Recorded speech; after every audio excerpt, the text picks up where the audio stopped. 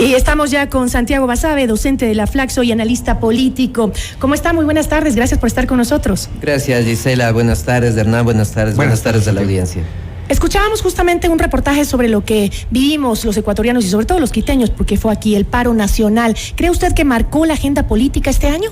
Bueno, creo que fue un tema relevante, de los más relevantes, ¿no? El conflicto social que se dio en este año no se había visto desde el 2019, ha sido muy fuerte, con muchas demandas sociales, con una presencia importantísima, fundamental, digamos, de la movilización indígena, y también con otros actores sociales y actores políticos que aprovechan del espacio de la movilización, de la capacidad de movilización indígena para agruparse y buscar sus propios intereses. Entonces ha sido una movilización con varios frentes, con varios actores y con unas demandas que varían desde las propiamente del movimiento indígena hasta otras que vienen desde otros sectores sociales. Y esa protesta casi le cuesta el puesto al presidente Lasso, ¿no? Estuvo a votos de salir del poder. Esa propuesta efectivamente casi le cuesta una salida, que fue una salida que eventualmente iba a salir una salida atípica de un presidente en el país, porque en general los presidentes han salido mediante golpes de Estado, abiertamente. El caso del presidente Gutiérrez, el caso del presidente Maguad, del presidente Bucarán. Acá iba a ser algo amparado en la Constitución, en lo que llamamos acá la famosa muerte cruzada. Y sí, efectivamente los votos faltaron muy pocos. Y entonces había que darles todo lo que ellos pidan. Empezaron con 10 puntos, terminaron como con 240 acuerdos.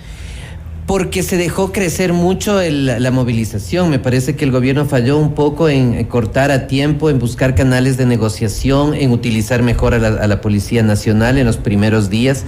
Y eso fue escalando hasta un punto en el que ya la cuestión se tornó inmanejable. Y para el próximo año, para este 2023, ese fantasma aún nos persigue. Yo creo que más que un fantasma es un punto central en la agenda del movimiento indígena. Es decir, la posibilidad de hacer vida política del movimiento indígena. Es su forma de hacer vida política. Más aún ahora con el señor Issa, mucho más aún, es la movilización, es la protesta, es la generación de conflicto, porque se ha visto con lo de junio que estamos discutiendo, que de esa manera tienen la capacidad de sentar a todo un gobierno alrededor de sus demandas.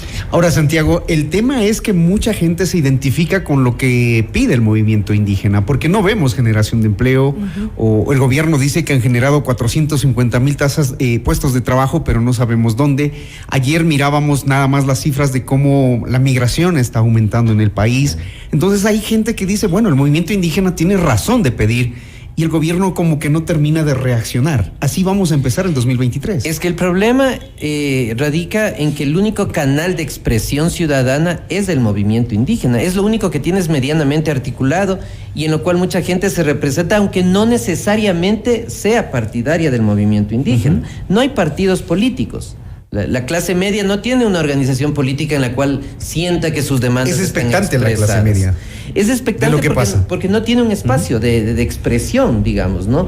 Los sectores empresariales tampoco, los gremios sindicales tampoco tienen un espacio. Es una sociedad civil en general muy poco articulada, con muy poca capacidad de expresión. Y lo único que hay con mediana estructura es el movimiento indígena. Es decir, que fuera de que se cumplan o no se cumplan los puntos que exigió el movimiento indígena y que el gobierno ofreció cumplirle, así no se cumplan o se cumplan, igual se van a ir a paros y a movilizaciones. Seguramente, porque de eso no nos salvamos. De eso no nos salvamos, porque seguramente van a buscar un espacio, un resquicio para que la conflictividad se mantenga. Ahora, ¿se podría considerar a este 2022 como un año de bloqueo político entre los poderes del Estado? Me refiero a esta pelea constante entre el gobierno, el legislativo y por ahí algunos otros poderes también. Participación ciudadana, ha sido toda una telenovela, ¿no? Sí, yo creo que tal cual, una telenovela. El Consejo de Participación Ciudadana. Yo creo que si puedes calificar en una palabra el año en términos políticos es como conflictivo, un año con mucha tensión del Ejecutivo respecto al Legislativo y viceversa, del Ejecutivo y el Legislativo respecto al Poder Judicial, dentro del Poder Judicial entre la Corte Nacional de Justicia y el Consejo de la Judicatura, y en el contexto el Consejo de Participación Ciudadana con esas enormes capacidades que tiene. Entonces es un año así, de mucha conflictividad que desafortunadamente para el país me parece que esto no va a variar mucho en el año que viene. ¿Pero existe un verdadero bloqueo por parte de la Asamblea o es que el gobierno demostró que no tiene experiencia en hacer su trabajo? Bueno, la Asamblea tiene 2 o 3 bloques que tienen demandas muy claves, muy precisas y que son innegociables, ¿no? Me refiero a la Revolución Ciudadana, me refiero al Partido Social Cristiano y algunos de estos actores que vienen de Pachacutic, pero ya no están cercanos al movimiento en términos orgánicos. Y en ese sentido la capacidad de negociar del gobierno implica ceder muchísimo. Entonces, si a eso sumas que es una oposición recalcitrante, que difícilmente va a dar espacio para los acuerdos, yo creo que estas tensiones de este año se van a reproducir en el 23 con un aditamento que puede ser aún peor, que tiene que ver con el resultado de las seccionales. Si es que la Revolución Ciudadana, por ejemplo, o el Partido Social Cristiano mejora el número de alcaldes, de prefectos, fundamentalmente de los dos menos en concejales, seguramente esta oposición se va a ver fortalecida y ahí las tensiones van a ser mucho más notorias que ahora. Y va a ser mucho más difícil para un gobierno mantener por lo menos la estabilidad, digámoslo así, ojalá sea así en los años que faltan, porque en estos años, 8 meses, ha sido difícil, por ejemplo, para el presidente mantener su nivel de credibilidad, mantener una línea de gobernabilidad. Del 65% bajó al 17%, creo que en este último mes se recuperó al 29% y así cierra el 2022. Entonces, ¿qué debemos esperar de un presidente que se da cuenta como que tarde de las cosas? Es que yo creo que la estabilidad del gobierno hoy por hoy no pasa por la legislatura y no pasa por el Poder Judicial ni por el Consejo de la Judicatura. La posibilidad de amortiguar todos estos grandes desafíos que tiene el gobierno pasa por tener una política redistributiva entre la población. O sea, a mí me parece que el colchón que puede tener el gobierno en términos de legitimidad tiene que venir de la ciudadanía, no tanto de la Asamblea. La Asamblea más bien ahí sería receptiva a ver un presidente que va mejorando la aceptación popular, pero para eso se requiere redistribuir. El gran problema del gobierno es que tiene recursos económicos, ha manejado bien las cifras macroeconómicas, el país está bien en ese espacio, pero ha sido incapaz de redistribuir eso entre la población, en salud, en educación, en vialidad, en vivienda, y la gente, como me parece normal, lo que observa es eso. Tengo el hospital con medicinas, tengo la escuela para los hijos, tengo la capacidad de movilizarme o tengo empleo. Pero el ofrecimiento del presidente fue siempre generar empleo, mejorar la economía en el país, mejorar los niveles de la reactivación luego de la pandemia. Sin embargo, eso se ha cumplido. Usted dice, estamos bien en niveles macroeconómicos, pero ¿eso se siente en el vivir diario de los ecuatorianos? No, por supuesto que no. El común de los ciudadanos no entiende, en realidad, y esto no es peyorativo, y tampoco le interesa que haya bajado la deuda pública. Le interesa que en el hospital tiene una cama. Así es. Le interesa que vaya al hospital y le atienda. Tener un sueldo mensual. Que tenga un sueldo mensual, que el chico o la chica vaya a la escuela y tenga un cupo y le traten con dignidad. Eso le interesa a la población. Entonces, por eso decía, el gran defecto, el gran problema del gobierno es que no tiene capacidad de redistribuir los recursos a nivel de las ciudades. Y eso tiene que ver esencialmente con la falta de un cuadro burocrático amplio de funcionarios, no solo los ministros, sino funcionarios medios. Mandos medios. Que sean los capaces de mover al Estado, que son efectivamente esos funcionarios los que aplican efectivamente las decisiones gubernamentales. Brevemente, ¿qué significó este anuncio del presidente de lanzarse a la reelección?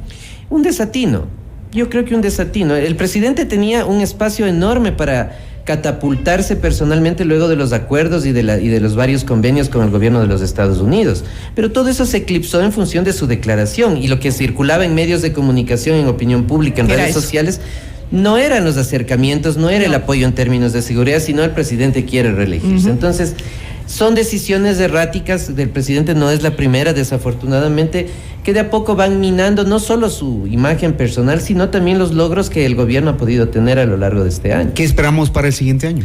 Yo creo que conflictividad, y yo creo que un movimiento indígena que va a volver nuevamente con demandas y protestas, una reconfiguración de la legislatura en función de las elecciones seccionales de los alcaldes y prefectos, un gobierno que se ha mostrado ya débil frente a la legislatura, frente a la cual poco tiene que hacer. Y finalmente un poder judicial, me refiero sobre todo al Consejo de la Judicatura, que no termina de dirimir cuáles son las fuerzas políticas que lo van a orientar, porque eso es lo que está atrás de todo eso, no es una cuestión de personas ni de actores, sino que los actores políticos interesados en controlar la justicia, como ha sido tradicional, no terminan de llegar a un acuerdo en torno a cómo se van a repartir desafortunadamente el Poder Judicial. Santiago, muchas gracias por este análisis. No queremos dañar la fiesta, pero es necesario hacer esta evaluación de cómo terminamos este 2022 política y socialmente, sobre todo por las cosas que se vienen en cuanto a decisiones políticas. Quisiéramos que nuestros políticos que hoy descansan plácidamente regresen a sus puestos de trabajo a mirar lo que el país necesita. Gracias, Santiago. Muchas gracias, Hernán, Gisela, a la audiencia. Buenas tardes. Le agradecemos muchísimo. Santiago Basabe, hacemos una pausa. Esto es Acontecimientos 2022.